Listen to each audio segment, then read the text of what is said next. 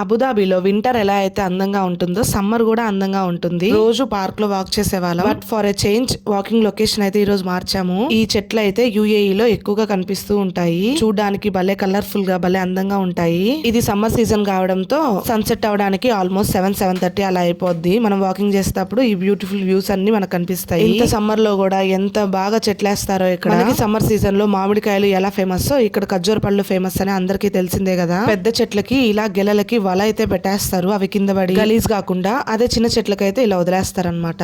మన ఇళ్ల ముందు జామ చెట్లు మామిడి చెట్లు ఎలా అయితే వేసుకుంటామో వీళ్ళు ఖర్జూర చెట్లు కామన్ గా వేసుకుంటూ ఉంటారు. ఇవి చూసారా, ఆల్మోస్ట్ కొన్ని పచ్చిగా ఉన్నాయి, కొన్ని పండుగా ఉన్నాయి. వెళ్లే వాళ్ళు కూడా కోసుకొని తినేసేయచ్చు. నేనైతే ఫస్ట్ టైం రోడ్ సైడ్ ఇలా గుంపులు గుంపులుగా కోళ్ళను చూడడం